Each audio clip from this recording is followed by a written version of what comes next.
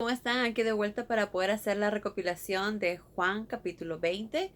Pero antes necesitamos la ayuda de nuestro Padre amoroso, así que si gustan acompañarme, por favor, oremos. Como les había dicho antes, si gustan, siguen conmigo en la oración. Ustedes pueden hacer también su propia oración. Así que oremos, por favor. Gracias, Padre Celestial, por este día. Gracias por darnos un día más de luz y de vida. Gracias por darnos una oportunidad más, Padre, para seguir aprendiendo de tu palabra. Ilumínanos con tu Espíritu Santo, Padre, para no cometer tropiezos. Ayúdanos a ver las cosas como tú las ves. Y te pedimos todo esto en el nombre de Cristo Jesús, tu Hijo amado. Gracias, Jesús, también por todo lo que haces por nosotros. Gracias, Jesús, por enseñarnos el camino, la verdad y la vida. Gracias por el enorme sacrificio que hiciste por nosotros. Amén. Muy bien, amigos. Bueno, en este capítulo vemos claramente cómo María Magdalena, como sabemos, era una discípula de Jesús, fue a ver a Jesús al cementerio y vio que la piedra que cubría el templo, perdón, que cubría la tumba de Jesús había sido removida. Entonces ella se asustó y se fue corriendo donde estaban los discípulos. Al decirles, al llegar a donde estaban ellos, les dijo, sin perder tiempo, corrió a donde estaba Pedro y el discípulo amado, que sabemos que era Juan. Sacaron de la tumba el cadáver del Señor, llegó gritando, y no sé dónde lo han puesto. Su desesperación de María era que alguien había removido el cadáver de Jesús y lo había llevado a otro sitio. Y ella estaba desesperada y angustiada porque quería saber dónde estaba, quién lo tenía, ¿verdad? Entonces, al ver ella que el cuerpo de Jesús no estaba ahí, fue corriendo a avisar a los discípulos sobre esto para que le ayudaran a ver qué había pasado y encontrar alguna solución, encontrar el cuerpo de Jesús. Entonces, Juan y Pedro corrieron hacia la tumba, pero el discípulo amado fue más veloz y llegó primero. Se detuvo, miró y vio las sábanas sobre el suelo, pero no se atrevió a entrar. Entonces Juan entró, miró, vio las sábanas, pero tuvo un poco de temor y prefirió quedarse ahí. Pero en eso llegó Pedro y de frente entró a la tumba y vio los lienzos que estaban en el piso y también el sudario que había envuelto la cabeza de Jesús descansaba enrollado a un lado, ¿verdad? Al ver esto, entró también el discípulo amado y creyó que Jesús había resucitado. Él sí vio y definitivamente dijo, Jesús resucitó. Probablemente se debe haber acordado lo que Jesús dijo, que al tercer día resucitaré. Hasta entonces ellos no se habían dado cuenta de las escrituras que profetizaban que Él habría de retornar a la vida. Todos los que habían leído las escrituras sabían que el Mesías, el Hijo de Dios, al tercer día iba a resucitar. Pero ellos no se percataron de esto. No se dieron cuenta de lo que estaba sucediendo ante sus ojos, ¿verdad? Una de las profecías. Entonces se regresaron a donde estaban los discípulos.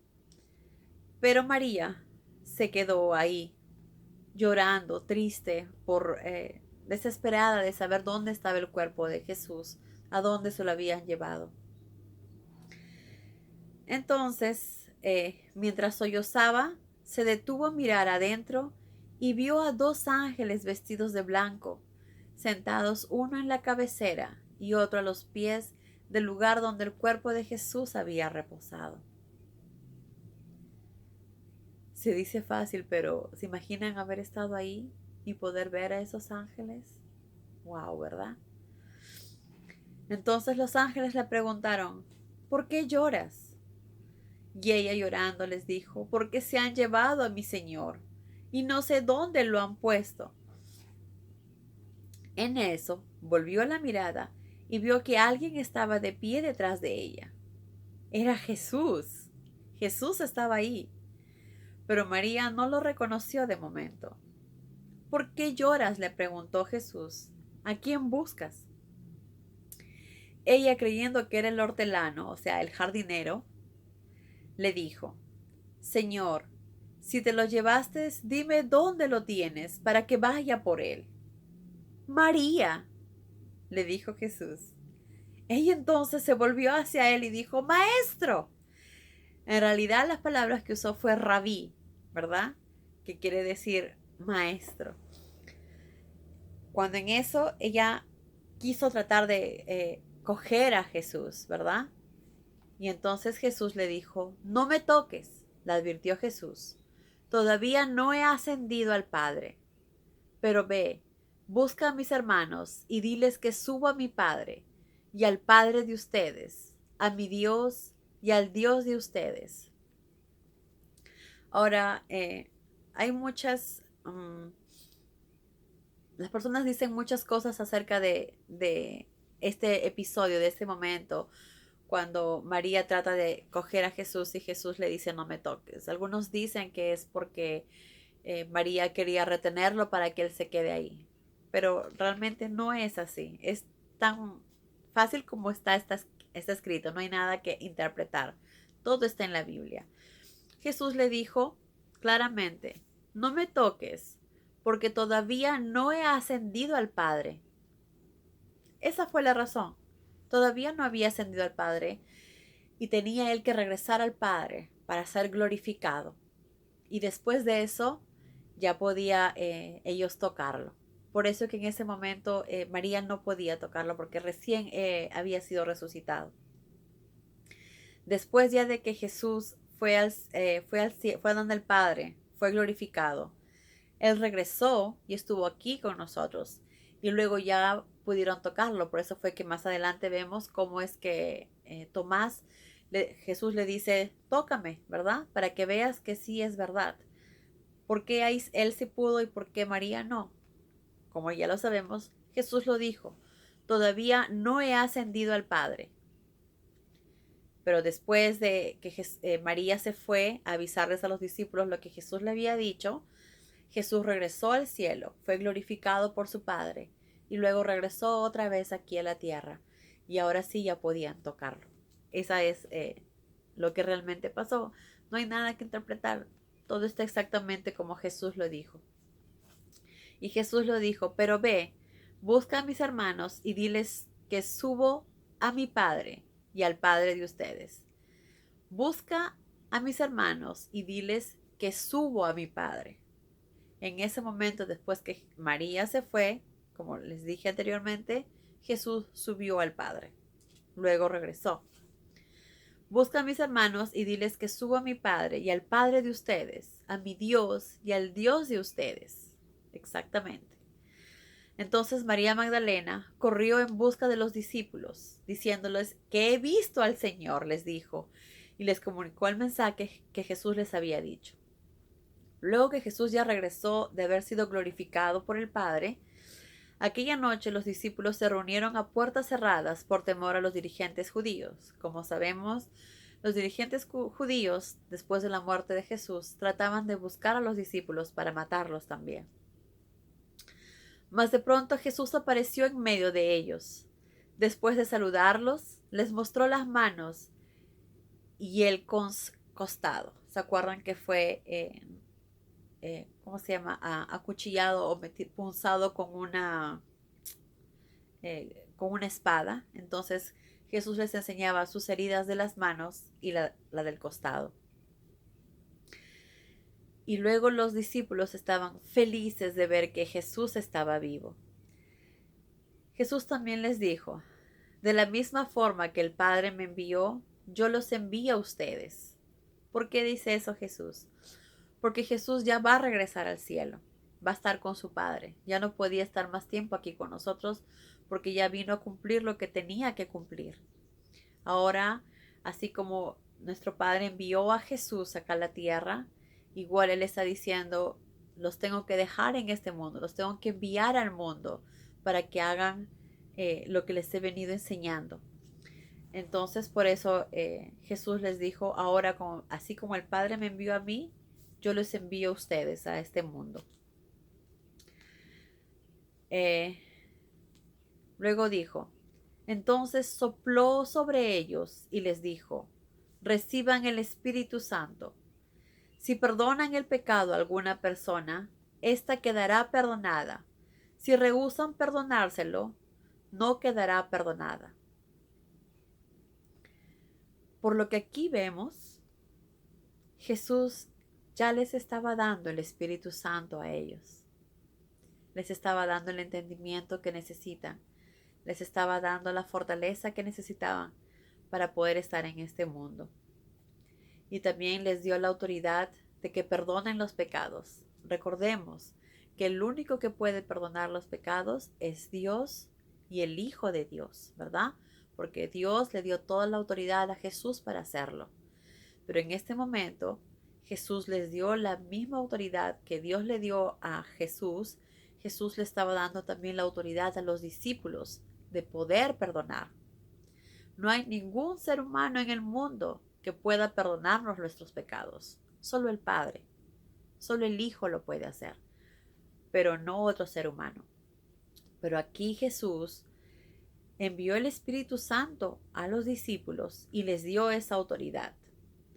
Les dijo, si perdonan el pecado a alguna persona, ésta quedará perdonada, y si rehúsan perdonárselo, no quedará perdonada.